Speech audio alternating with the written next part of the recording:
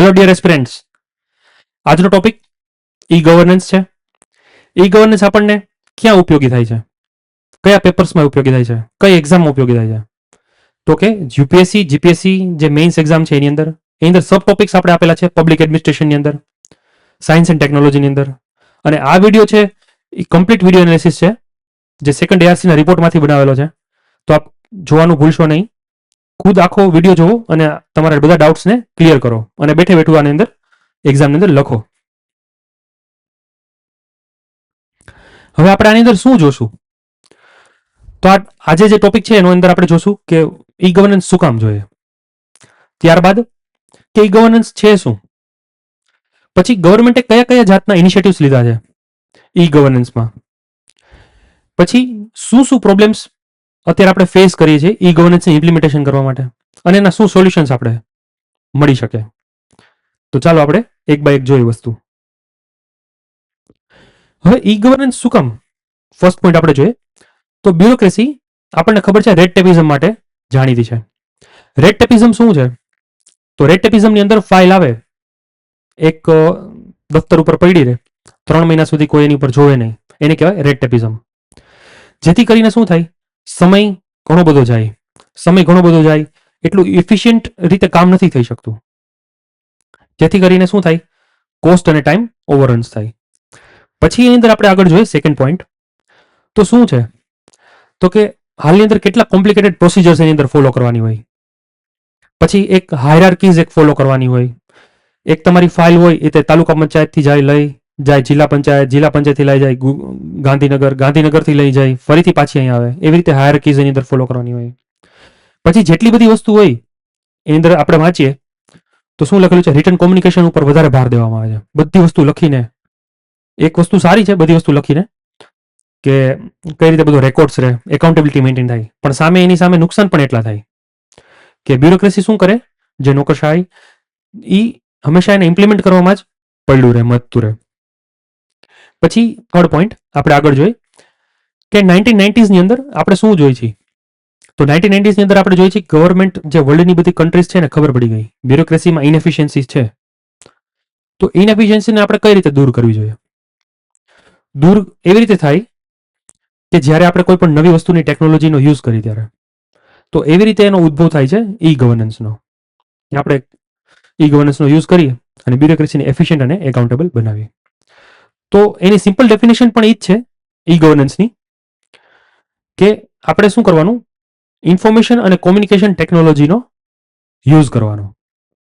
અને એ યુઝ કરી જેથી કરીને શું થાય, બ્યુરોક્રેસીને એફિશિયન્ટ આપણે બનાવી અને સાથે સાથે એકાઉન્ટેબલ પણ બનાવી.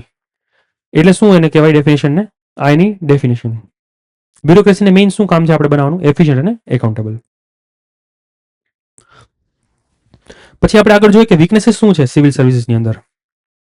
તો કે ભાઈ સેન્ટ્રલાઇઝેશન ઓફ પાવર, ડિસેન્ટ્રલાઇઝેશન નથી થયું. બધો પાવર એક સિવિલ સર્વન્ટના હાથની અંદર ઉપર હોય. પછી જે બધા ડિસિઝન્સ મેકિંગ એની હાથમાં હોય. પછી મોનોપોલી એની અંદર હાથમાં હોય. પછી સાથે સાથે આપણે આગળ શું જોઈએ કે કોઈ પણ એકાઉન્ટેબિલિટી મિકેનિઝમ નથી.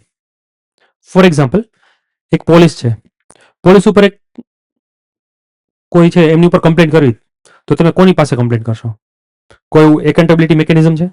જેથી કરીને તો વાત કરે છે કે તમારે પ્રકાશિંગ નું જજમેન્ટ આપણે જે સુપ્રીમ કોર્ટ આપેલું 2007માં ઇમ્પ્લિમેન્ટ કરવું જોઈએ. પછી ફોર્થ પોઈન્ટ છે complete absence of people participation. પીપલનું કોઈ પાર્ટિસિપેશન એટલું હોતું નથી. શું કામ પીપલનું પાર્ટિસિપેશન નથી હોતું? કારણ કે પીપલ્સનું જે અત્યારે છે સેન્ટિમેન્ટ્સ અને ઇમોશન્સ ઉપર ચાલે છે. એ જ્યારે ઇમોશન્સ અને સેન્ટિમેન્ટ્સ ઉપર ચાલતા હોય ત્યારે કોગ્નિશન ઉપર કામ કરવું બહુ ડિફિકલ્ટ થઈ જાય. એમાં પોલિટિકલ કલ્ચર પણ એટલું મહત્વનું છે, એના એટીટ્યુડ્સ લોકોના સિટીઝન્સના એવા મહત્વના છે કે કઈ રીતે એમને પાર્ટિસિપેશન એની અંદર સરખી રીતે કરવું કે ન કરવું, એક ઈ છે.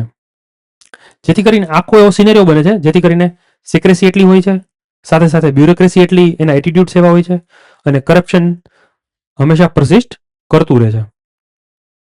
એટલે આ બધીની વીકનેસીસ હતી. પછી રેડ ટેપિઝમ છે અને બ્યુરોક્રેસી હંમેશા શું માને છે, સ્ટેટસ કોઇસ્ટમાં માને છે. સ્ટેટસ કોઇસ્ટમાં. હવે માની લઈએ આપણે કે ગવર્મેન્ટ એમ કીધું કે ઈ ગવર્નન્સ આપણે ઇમ્પ્લિમેન્ટ કરવાનું છે, તો બ્યુરોક્રેસીને રેડિકલી એને ફર્ધર સ્ટેપ્સ આવીને એને નહીં ઇમ્પ્લિમેન્ટ કરે. એ શું કરશે? રેડિકલી નહીં, ધીરે ધીરે ઇમ્પ્લિમેન્ટ કરશે. કારણ કે એ સ્ટેટસ કોઇસ્ટમાં માને છે બ્યુરોક્રેસી. આ બધી એક વીકનેસીસ છે સિવિલ સર્વિસની. પછી આપણે આગળ જોઈએ ફર્ધર એક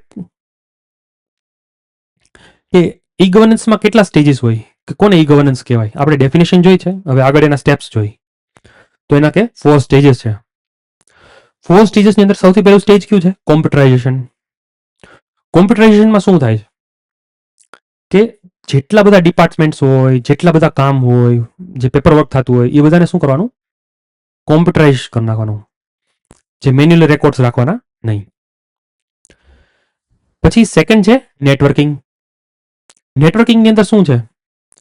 નેટવર્કિંગની અંદર ડિપાર્ટમેન્ટ્સ અને ગવર્મેન્ટના જે બધા મિનિસ્ટ્રીઝ હોય કે નીચે ડિસ્ટ્રિક્ટ લેવલ સુધીના હોય, એ બધાને કનેક્ટ કરવાના.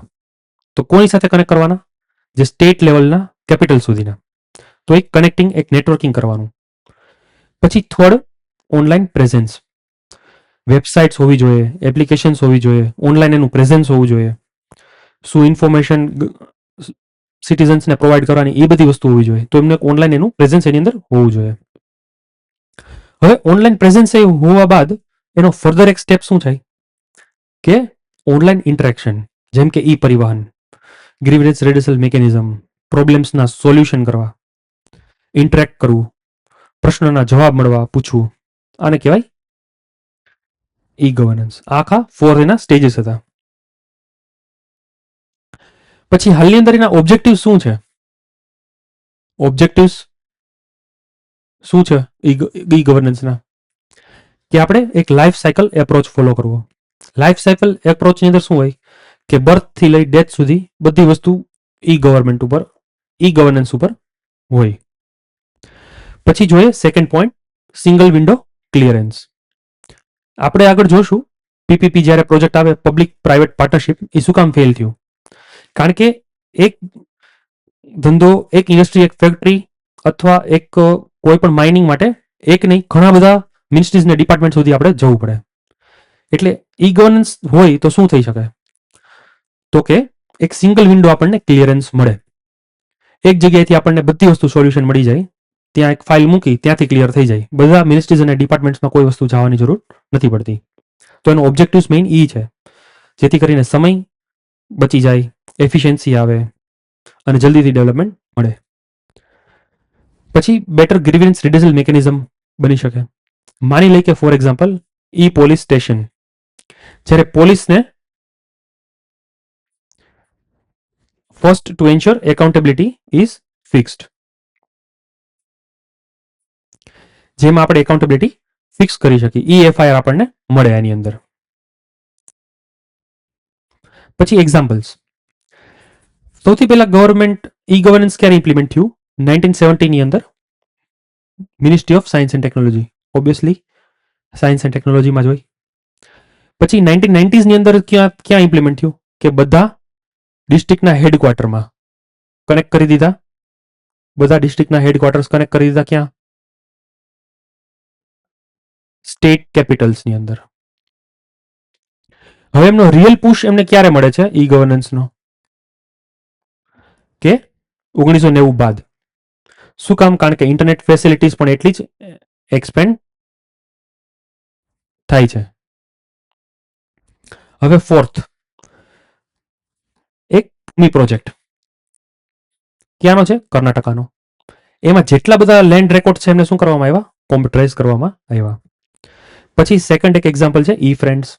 ક્યાંનું છે? કેરેલાનું. શું મિનિંગ છે? Fast, reliable, efficient distribution of services. જેટલી બધી સર્વિસીસ એને કઈ રીતે એફિશિયન્ટ રીતે પહોંચાડવી. પછી ત્યારબાદ છે ઈ મિત્ર પ્રોજેક્ટ. ઈ મિત્ર પ્રોજેક્ટની અંદર શું છે ઈ આપણે જોશું. પછી સ્માર્ટ. સ્માર્ટ પ્રોજેક્ટ શું ક્યાંનો છે? આંધ્રપ્રદેશની અંદર. Simple, moral, accountable, responsive, transparent government. તો આ પણ એની અંદર આવે છે. પછી રીઝન્સ. પછી રીઝન્સ શું છે એના ફેલિયર માટેના ઈ ગવર્નન્સના ઇન્ડિયાની અંદર? કે એના ઓબ્જેક્ટિવ્સ જે છે એ ડિફાઇન કરેલા નથી. ડિજિટલ ઇન્ડિયા છે પણ એના ઓબ્જેક્ટિવ્સ ક્લિયરલી ડિફાઇન નથી કે શું અચીવ કરવું છે. પછી હાલમાં એક ડિફરન્સ છે ઈ ગવર્નન્સ અને ઈ ગવર્મેન્ટની અંદર. હવે ગવર્મેન્ટ એમ કે છે કે અમે ઈ ગવર્નન્સ કરી છે, પણ હકીકતે એ શું કરે છે? ઈ ગવર્મેન્ટ જ કરે છે. ખાલી બધું કોમ્પ્યુટરાઇઝેશન કરે છે, કોમ્પ્યુટરાઇઝેશન ઉપર જ ફોકસ કરે છે. જેમાં મેન્યુઅલ વર્ક હોય એને રિપ્લેસ કરી દે કોમ્પ્યુટરથી. જ્યારે બીજા બધા સ્ટ્રક્ચર્સ ગવર્મેન્ટના છે એ બધા શું હોય કે એ બધા સેમ જ હોય. હવે ઈ ગવર્નન્સ છે એ ડિજિટલ ડિવાઇડ પણ ક્રિએટ કરે છે. ડિજિટલ ડિવાઇડમાં શું આવે કે જેની પાસે છે ઇન્ટરનેટ સર્વિસીસ અને ડિજિટલાઇઝેશનના કોમ્પ્યુટર્સ ને બધું, મોબાઈલ ફોન એ, અને જેની પાસે નથી. હવે ઇન્ફ્રાસ્ટ્રક્ચર સેટલમેન્ટ્સ છે એ કઈ રીતે અસર કરે છે? બેન્ડવિડ્થ છે, કેટલી બેન્ડવિડ્થ છે, પછી કેટલી ઇલેક્ટ્રિસિટી છે, અને કોમ્પ્યુટર. પછી લેંગ્વેજ ઇશ્યુ, ખાલી ઇંગ્લિશ લેંગ્વેજ જ બધી જગ્યાએ જોવા મળે છે. પછી અવેલેબિલિટી ઓફ ઇન્ટરનેટ સર્વિસીસ પણ બધી જગ્યાએ મળતી નથી. પછી કોસ્ટ ઓફ સર્વિસીસ છે એ બહુ હાઈ હોય છે. અને જ્યારે સાયબર સિક્યુરિટી હોય છે એના કન્સર્ન્સ, જેમાં મોલવેર, થેફ્ટ અને ડેટાનો કન્સર્ન્સ રહેતો હોય છે. આ બધીની વીકનેસીસ છે. પછી ઈ ગવર્નન્સને આપણે કઈ રીતે આપણે સક્સેસફુલ બનાવવું જોઈએ? તો કે સેન્ટ્રલાઇઝિંગ પાવર બ્યુરોક્રેસીના હાથમાં વયું ગયું છે. મેઇન વસ્તુ અત્યારે આપણે જોઈ સોલ્યુશન. સેન્ટ્રલાઇઝેશન ઓફ પાવર અત્યારે હાથમાં આવી ગયું છે ઈ ગવર્નન્સના હિસાબે. એટલે બધા કનેક્ટ થઈ ગયા ક્યાં? સ્ટેટ કેપિટલમાં. એટલે બધી વસ્તુની ઇન્ફોર્મેશન ક્યાં આવી ગઈ? સ્ટેટની અંદર. પણ હકીકતમાં આપણો એમ શું છે ગુડ ગવર્નન્સનો? કે ડિસેન્ટ્રલાઇઝેશન કરવું. તો એ ડિસેન્ટ્રલાઇઝેશન થાય છે? તો કે ના, નથી થતું. બરાબર? જેથી કરીને functions, decision making, ensure participation અને એકાઉન્ટેબિલિટી ટ્રાન્સપરન્ટ રહે. ઈ ગવર્નન્સ બધી લેંગ્વેજમાં પ્રોવાઈડ કરવું જોઈએ. લોકોમાં અવેરનેસ ક્રિએટ કરવી જોઈએ. પીપીપી મોડને આપણે ફરીથી ફાસ્ટ રીતે ઇમ્પ્લિમેન્ટ કરવું જોઈએ, જેથી કરીને બ્યુરોક્રેસીની જે બધી મોનોપોલી છે એ ડિક્રીઝ થઈ જાય. પછી એક આપણે શેમાં ફોલો કરવું જોઈએ? મોબાઈલ ગવર્નન્સમાં, જેમાં આપણે નેસેસરી એપ્લિકેશન્સ પણ ડેવલપ કરવી જોઈએ. ફોર એક્ઝામ્પલ ઈ પરિવહન જે વેબસાઇટ છે એવી રીતે, જેથી કરીને બધી વસ્તુનું સોલ્યુશન મળી જાય સિટીઝન્સને. અને સેન્સિટિવિટી ટ્રેનિંગ્સ આપણે બ્યુરોક્રેસીને ખાસ દેવી જોઈએ, જેથી કરીને એટીટ્યુડ્સ ચેન્જ કરે. કોલોનિયલ એટીટ્યુડ્સ છે એને ચેન્જ કરીને બ્યુરોક્રેટિક એટીટ્યુડમાંથી ડેમોક્રેટિક એટીટ્યુડ તરફ આપણે લઈ જવાના. તો આ હતો મુદ્દો ઈ ગવર્નન્સનો. આપણે કમ્પ્લીટલી અંદર બધું જોઈ લીધું કે કઈ રીતે કામ કરે છે, શું પ્રોબ્લેમ છે, શું સોલ્યુશન છે. અને ફરીથી જે નવા બધા વિડીયોઝ માટે તમે લાઇક, શેર અને સબસ્ક્રાઇબ કરો, ઝાઝા લોકો સુધી તમે પહોંચાડો. અને નવા જ બધા તમને ટોપિક્સ બધા આવી રીતે તમને પ્રોવાઈડ કરવામાં આવશે. So thank you so much.